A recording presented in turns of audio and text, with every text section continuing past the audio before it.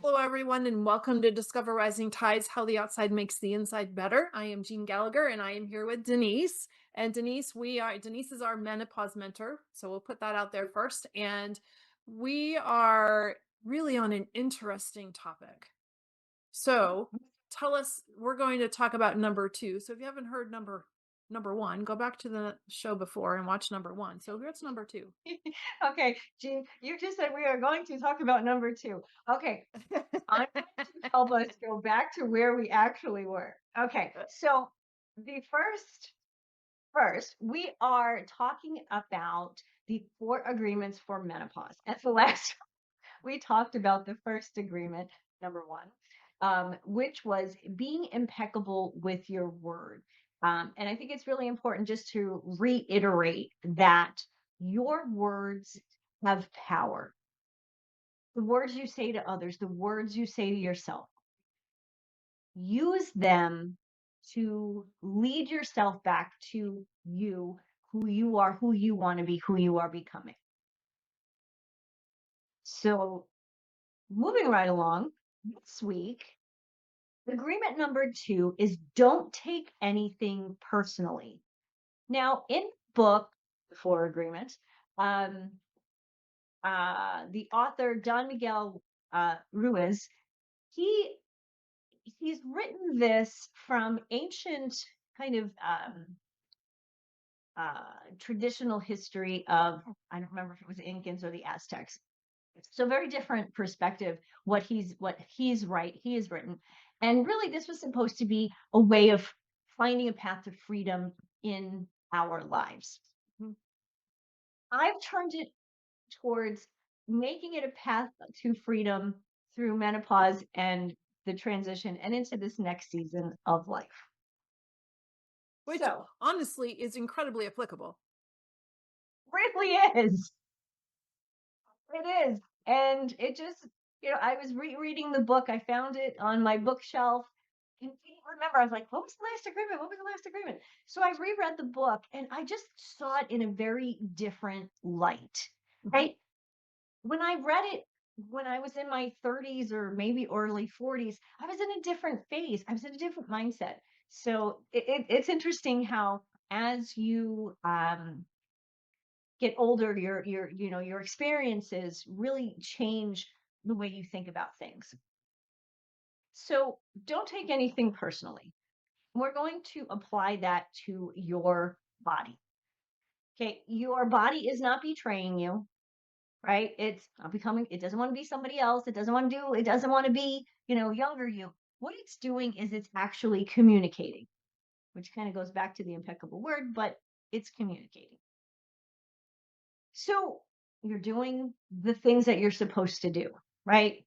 You're exercising, maybe enough, maybe not. You're eating, maybe well, maybe not enough, right? You're trying to do the things, right? As we're going through stress, career, whatever it might be. But we know our weight could be creeping up. We're not sleeping, all the things. One of the things, what I think is important to notice, it's not your fault. So that's don't take it personally. It's not something you are actually doing or not doing, right? It's just what's happening.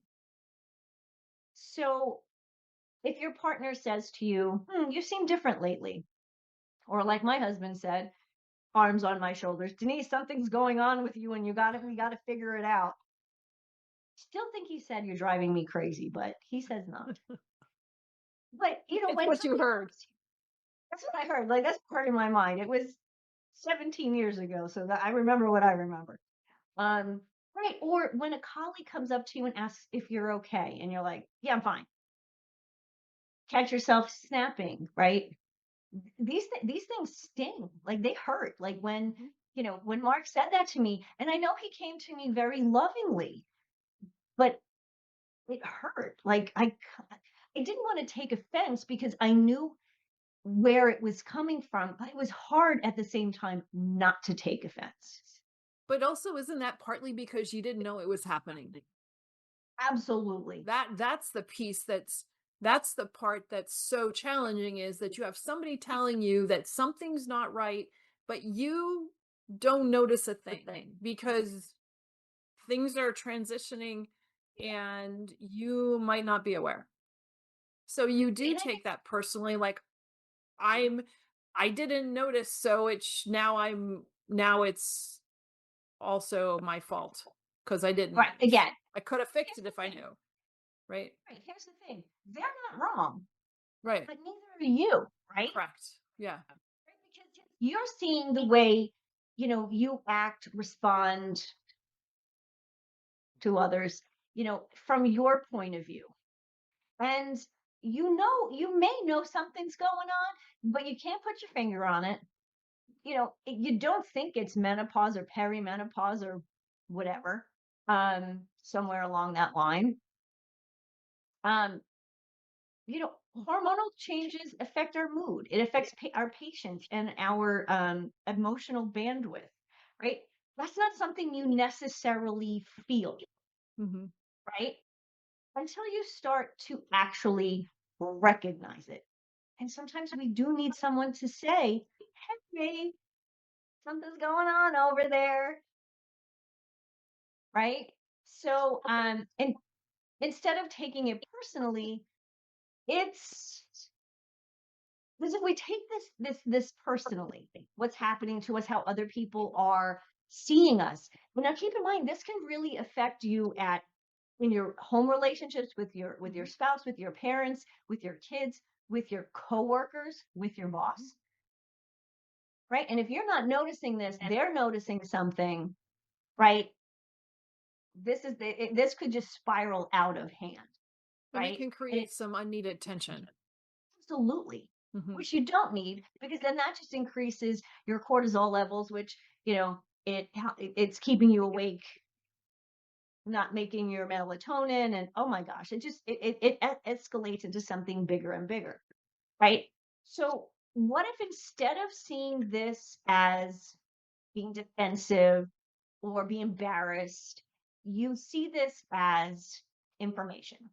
Mhm. So again, it's nothing personal. It's nothing you are doing um consciously, right? But your body's doing something you've never experienced before. Mhm.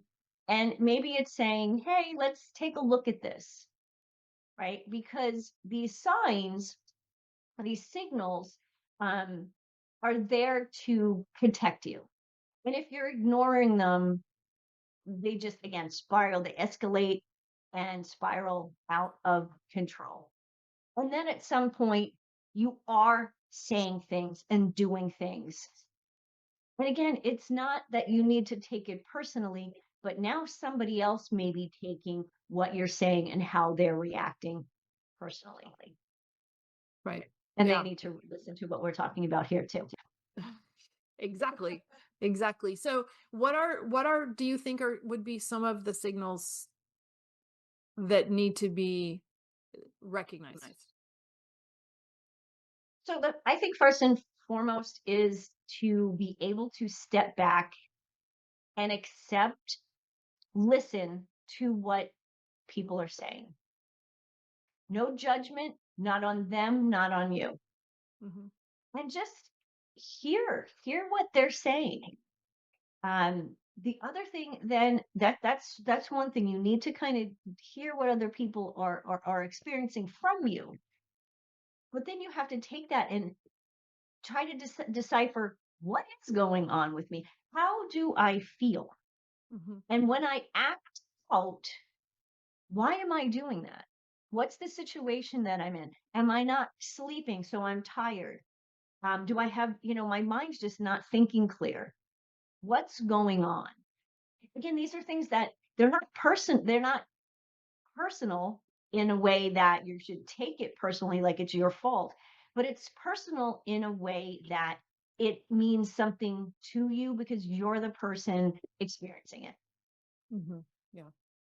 And in just that pause and thought, let's Could there be something?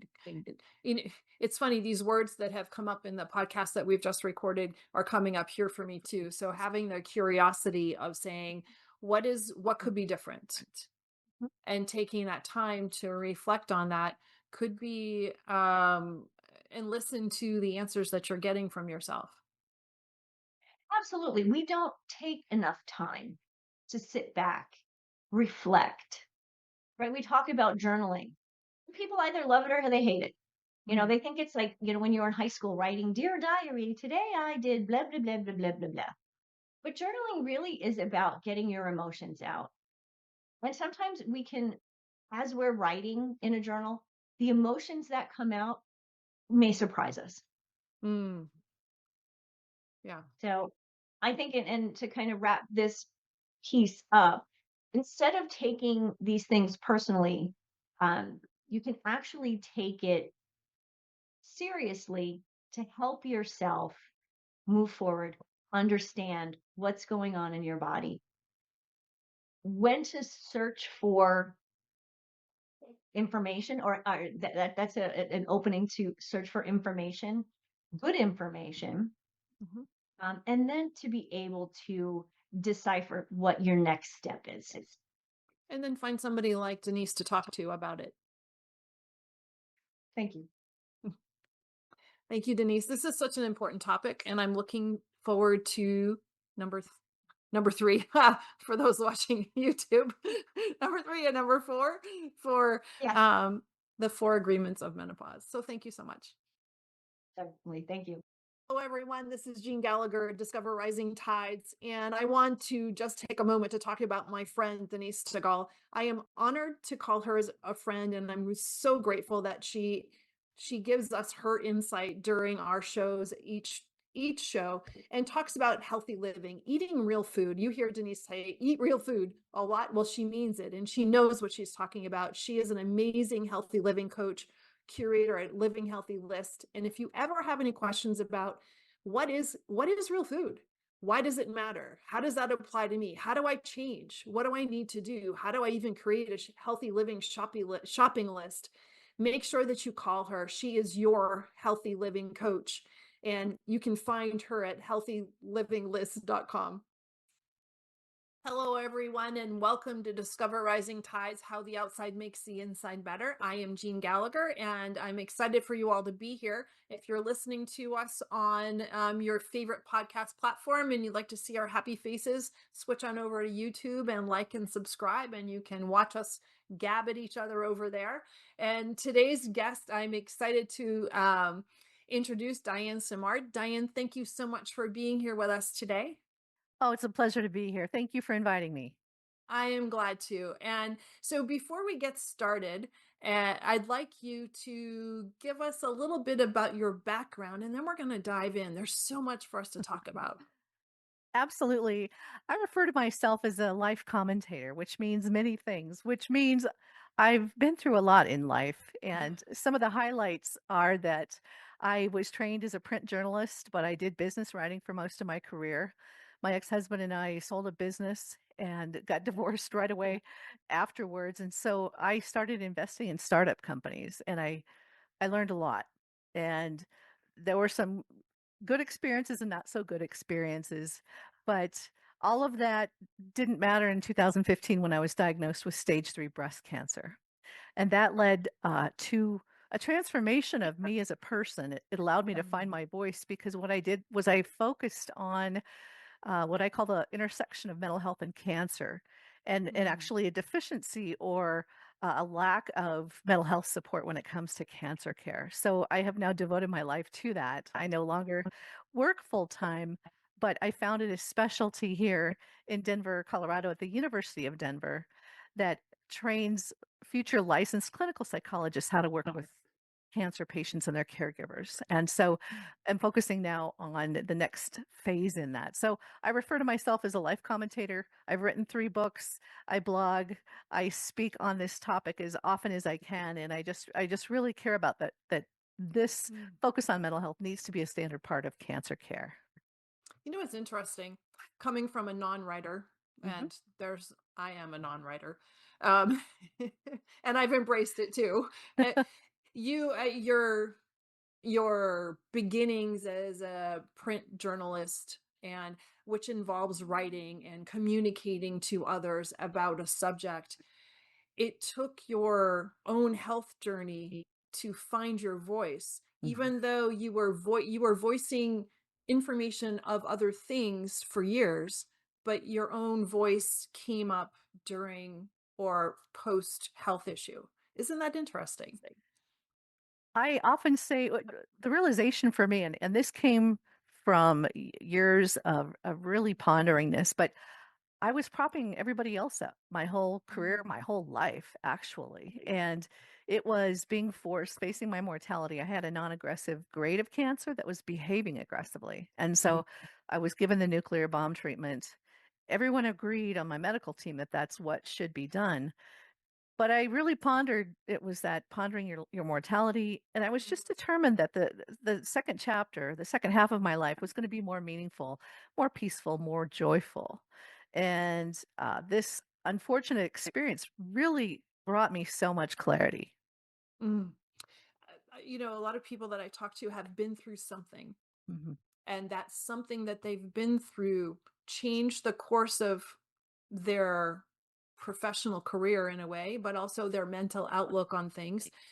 And a lot of it came through the trauma or the lack of resources in their own experience, and realized there was a void of need, and that really helped them apply their energies to fill that void. And that's exactly what you've done as well. I was actually looking for something, and when I discovered in a conversation with my medical oncologist that she did not know of any therapists that worked with Mhm.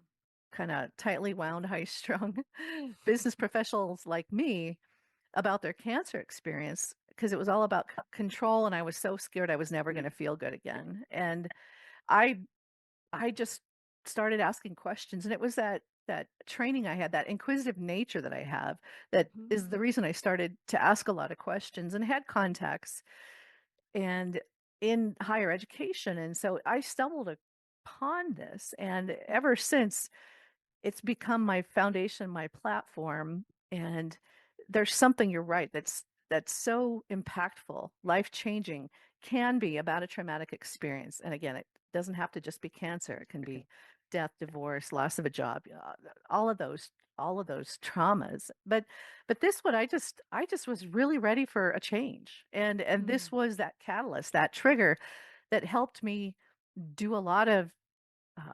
self-analyzation, Mhm. asking a lot of questions, and then researching these 3 books that I wrote. I uncovered some incredible answers that I would not have received had I not gone through this experience. That's really impactful is a word that doesn't seem even to be appropriate, but the for the imagery that I got there through what you were saying is that you're this professional, w- tightly processing person is now in a situation that they have zero control and 100% dependency on others who appear to have control, but it's not tangible. There's no way to vet them to make sure that what they're saying is really true, and you have no choice but to go with what they're saying, and now you are totally out of control. It's a great point, and thank you for bringing that up, and, there is a lot of there were a lot of times when I just felt like I needed to go with my gut, and Mhm. not a lot of time to make potentially life-changing quest or answers, make decisions, and I just decided I am going to listen to my inner self. I'd never trusted myself to this degree before, but this forced me to do that. And I learned so much about who I really am. And that's been so valuable. Mm. Yeah, and the writing the books must have been cathartic too as well. Absolutely, it was. And there again, I was doing a lot of journaling during treatment when I was not feeling well. And I was shocked at, excuse me, how good it felt to just get it out, to put it down in words. I'm driven by words, Mhm. and it was so helpful and helped me kind of maintain my sanity, but also express myself because I keep going back to propping when you spend your career trying to make everybody else but yourself look good, because in my mind, it's my job to prop everyone up. Now it's my time to take care of myself Mhm. and to decide who I'm going to be. And thankfully, I had a cancer considered treatable, but there's Mhm. so many unanswerable questions that we don't know. We hope we're gonna try this drug on you and hope that you don't have a bad reaction. I mean, there Yeah. was that. Yeah. It was And we shocking. hope it works too. Yeah, Oh, by the way. exactly. Yeah, We hope that the symptoms that you're going to get from the drug are going to be manageable because maybe they're going to take care of the other things, but you yeah. might die from those.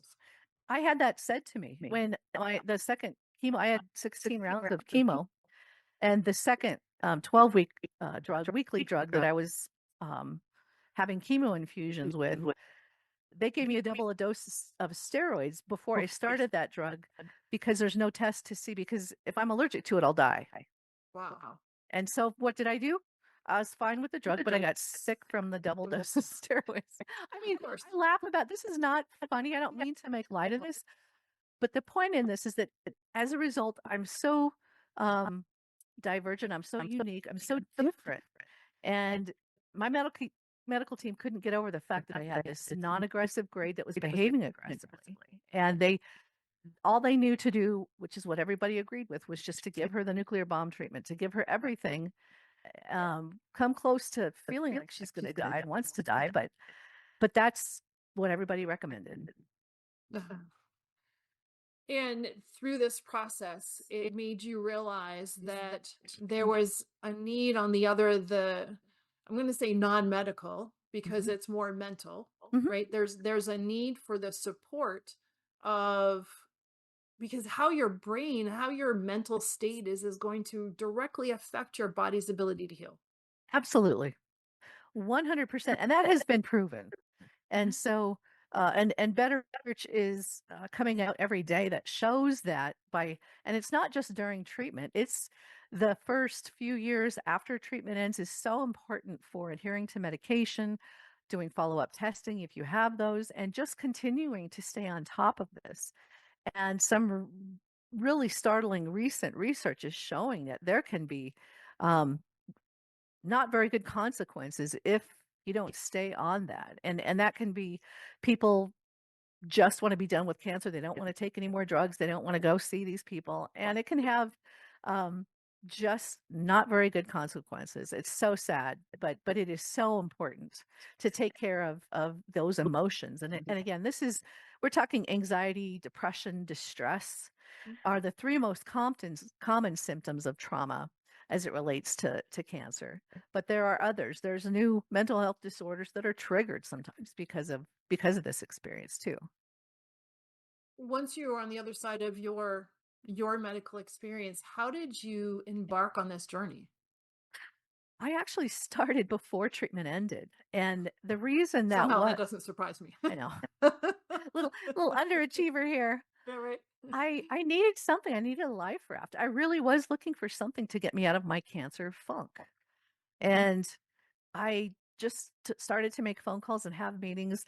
This specialty that I founded, we announced it to the public 45 days after treatment ended. I mean, we got to work. We were working on it while Wow. I was still going through the last 5 months of treatment. And it was just and right away, there at the University of Denver at the Graduate School of Professional Psychology, we noticed that students that wanted to get into um, this is a PsyD degree, is what the Mhm. doctorate degree is called, they started applying to get into this school because of this specialty, this oncology Wow. psychology specialty. And I'm so honored that in the 11 years since, over 600 students have taken some of these classes that are now under the behavioral health specialty. Wow. And so there are practitioners of all master's levels, doctors, psychiatrists, psychologists, social workers. I'm doing a lot of work with social work now that do want to work with those that are impacted by cancer, and again, it's not just the person who going through it, it's caregivers, it's family members, and then and because there just are unique aspects to this experience. And I love particularly the social workers because they are trained to be navigators of all kinds of things. That's just their approach, is to help, and that is so very much needed when it comes for me. I mean, the questions, the how do I organize, how expensive is this going to be? And sometimes there just aren't answers. I heard that a lot. We just don't know, and we won't know. uh, this is everybody on the medical side agrees this is the best way to go, but we won't know until we're done whether it was effective. And that's just, Right. I think with technology continuing to improve, AI, if applied properly, the capability of future quantum computing, that could all be goodness, because that kind of horsepower computing capability is needed to be able to map out my DNA to know um, what's going to work, and you just don't know.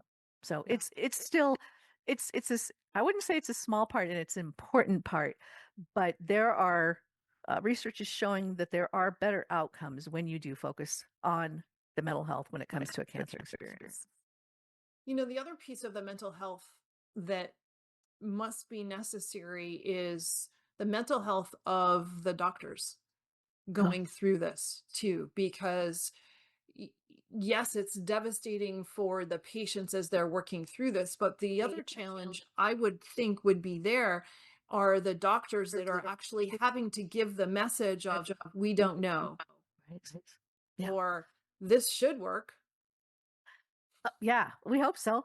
Um, Yeah. and again, I would add to that's a brilliant and a very accurate observation, but there's also the concerns over liability Right. and them not be, I would just, I wouldn't say, because I have a bizarre sense of humor, but I actually asked my oncologist once I was finished with treatment. I said, I'm a words person, so this really matters to me, but am I technically medically cured? And she said, Diane, calm down. She goes, you became a survivor the day you were diagnosed. I was like, okay. Um, but technically you're in remission. And that's all she would say. But I met and continue to meet plenty of people who are they use the term free of cancer. Cancer, I'm cured. And again, I can't comment on that because I'm not the smart person in the room, but that the way that we communicate about this can be very misleading. And so I'll just leave it at that. But that's just shows the complexity of this topic. And some people, friends that I have who've been through cancer experiences, I am never to even ever bring it up to them. They don't want to talk about cancer, and that's their choice, and that's fine. And so you have to I always have to kind of dip my toe in the water and see what the temperature is, because you can't assume everybody's experienced and processed cancer in the same way. That's true. Very true. And because a lot of that comes from whatever their personal background or their exposure to anything, whether it was traumatic or non-traumatic throughout their lifehood, that would affect how they process their current situation. Certainly, certainly. And I would add that I don't even focus on this is the proper way to process your trauma. I don't know that. It's all Mm, so specific to an individual. A lot has to do with you kind of reference this, the number of traumas that you've had. And sometimes for someone who's had a lot of trauma, this is particularly difficult because there's so many triggers now that come up, and it's just heartbreaking. But the way that our healthcare system works, the way that cancer care works, is the most efficient, sometimes economical way, is to assume that we all should be treated the same way. mm. And we just can't handle the complexities. The system, it wasn't designed for that, I should say. So you launched the program, Mm. successfully launched the program. And how has that, when was that, when it officially went into place, and how has that, what's been the butterfly effect of that, and how has the program evolved over time? Yeah, thank you. The effect of that is more attention just being paid to this field of study, field of research, field of practice, there are more and more, and I'll say clinical psychologists that are focusing on just behavioral health. And because it's not just cancer that causes health related trauma, there's all kinds of other conditions, and they keep plenty busy. The ones that I know who do that are booked out months in advance. It's heartbreaking, Mm. but it's just an important note to your point. There are also some who are choosing to become social workers, which is fantastic because um, that doesn't require 4 years of study. If you're going for your licensed clinical social worker degree, uh, and you can get in front of clients sooner. Some choose that path because they just want to start helping sooner. One of the challenges I'm now starting to help address is what I call the next phase of this specialty, and it's called cope care. It's also at the University of Denver in their graduate school of social work, and so they are through the lens of health equity going to address in and pursue policy changes that start to introduce, and they're going out and grabbing all this important research that's been done, some of which has happened through this specialty that I founded, and are starting to work with state legislators to to introduce bills that could start to, for example, require that mental health services or a certain number be covered in certain states. It just depends on the situation, but we have so much good data now that it's time to start trying to bring everything together and to start to show and pursue that a change is needed when it comes to, and I'm talking about standardized cancer care, because many care centers now offer mental health support in whatever way that they can. But I'm talking about standard cancer care. So that is going to take a long time, but I think that's the logical next step because I believe, because it's been shown to be true, better medical outcomes are achieved, which could mean it's less expensive. It could mean a lot of positive things if we focus on this area of mental health. Isn't it just incredible that, the whole butterfly effect piece, because you were sick, this all happened? Yeah. So impactful. I do try to find one of my mantras is about, finding the good. There's an unlikely gift in every circumstance, right? You just got to find it and sometimes really search for it. When I was in the deepest, darkest days of treatment, spiraling into depression and thinking about maybe I should just quit chemotherapy early because so many people had told me they had a loved one that stopped it early and they're fine. Yeah. And what I learned is that I mean, that's great, and that was their decision, and they have that right. The way that my track record was, I just didn't fit the parameters, and I didn't have a good feeling that if I made a decision like that, it was gonna have a good outcome. Mhm. And so I worked with a lot of engineers, a lot of data. I myself am not a numbers person, but I tried to think about this logically. And so I had the cancer gene test. I don't have any cancer genes, finding out now that that may or may not mean anything. But I took what data points I had and I just decided, okay, I think I have this feeling and relying on that intuition that I think I need to do full on because this is just behaving not just weirdly, but unpredictably. And Mhm. so I did that and I'm glad I did that. But I'm also glad that, as you mentioned, I chose to channel this, and I was just determined to find some kind of meaning, some kind of life change from all of this. And it was the most afraid I've ever been. There's no cancer in my family. I didn't have really any experience with it. And oh, by the way, I was medically launched into menopause, chemically launched into menopause, and at the same time going through chemo and all of this treatment.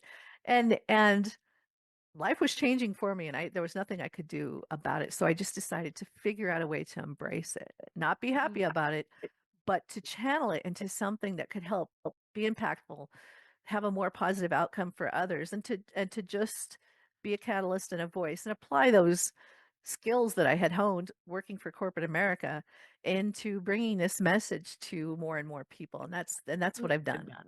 and that brings that piece of control back to you. Right. Exactly. Mhm. Exactly. And for the greater good, as you put it. Thank you. Now, you also tell me about your books. Thank you. Yeah, when I in 2015 when I was diagnosed, I was not on social media yet. I was too paranoid.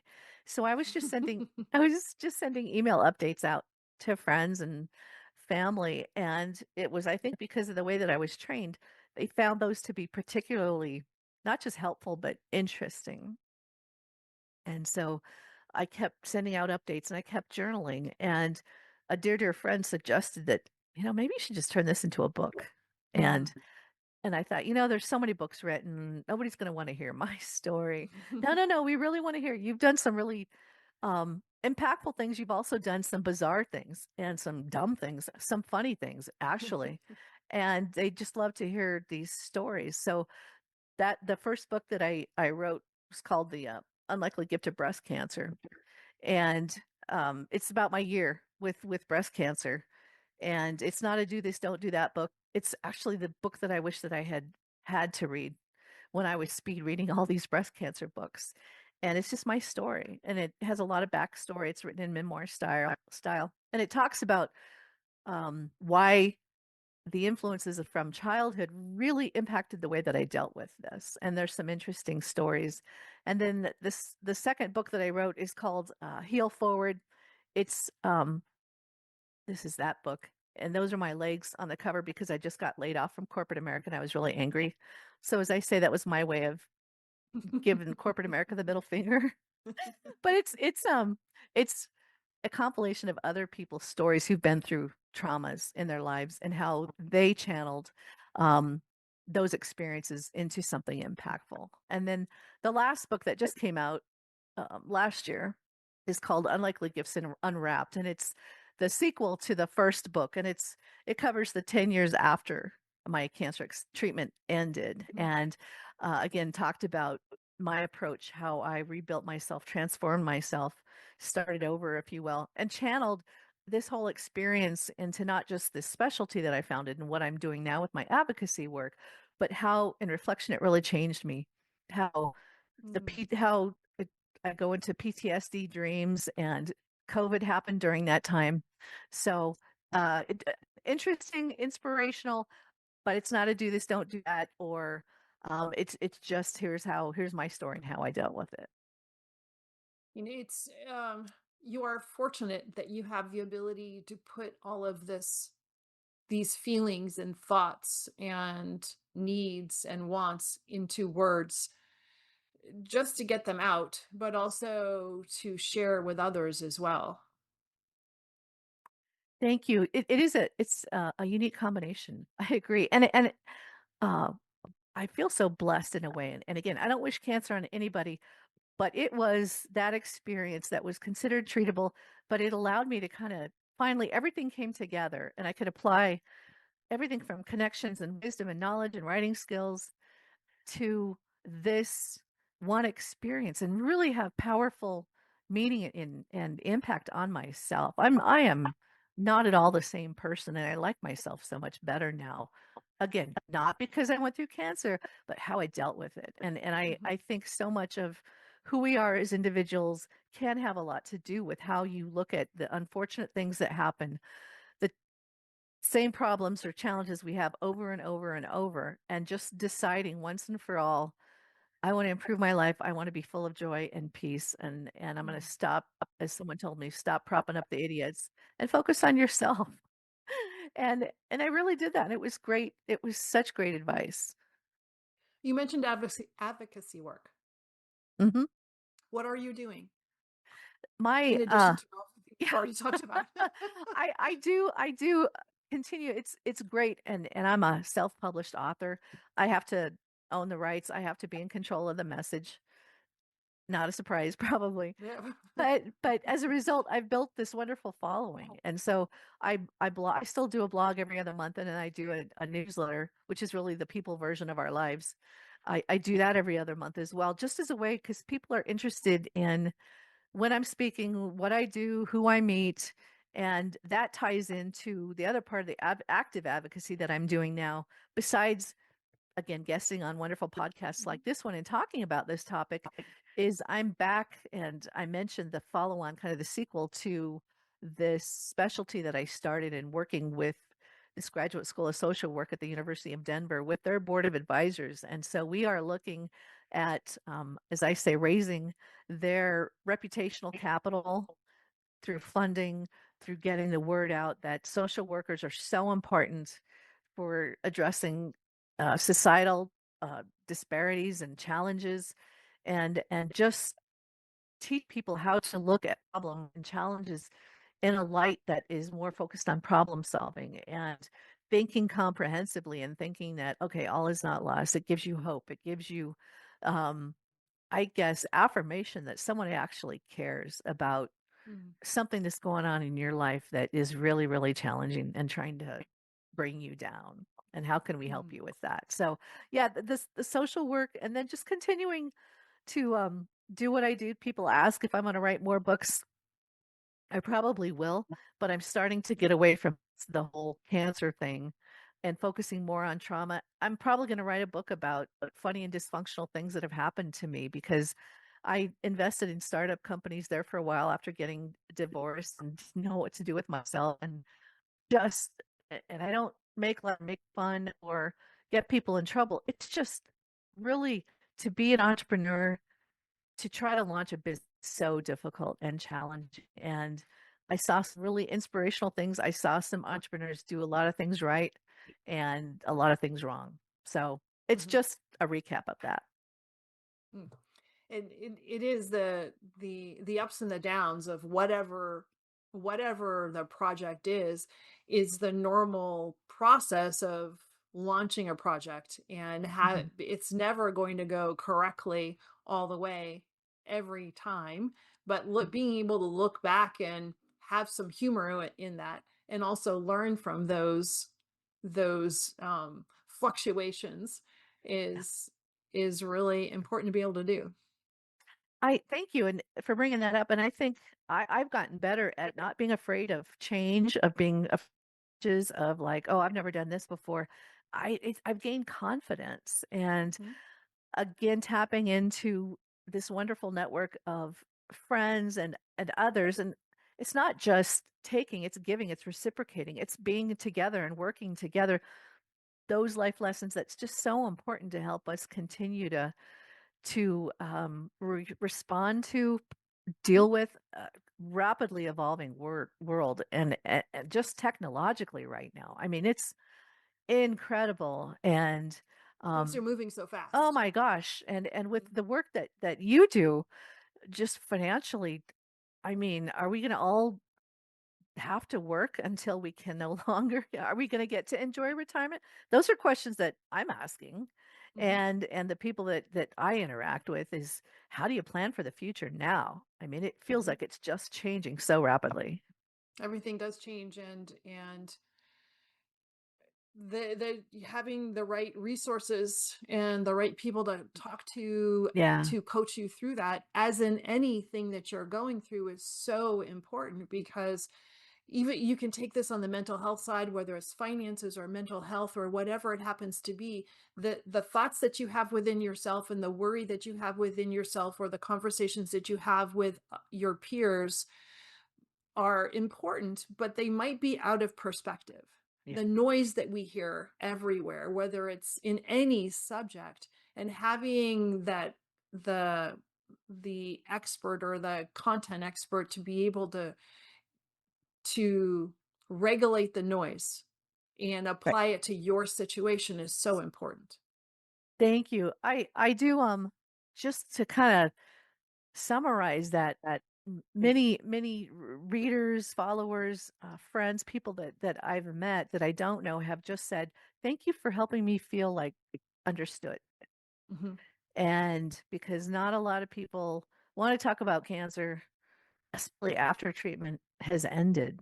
And Mm, they, like, why do you still want to talk about? Well, because it's going to be with you for the rest of your life.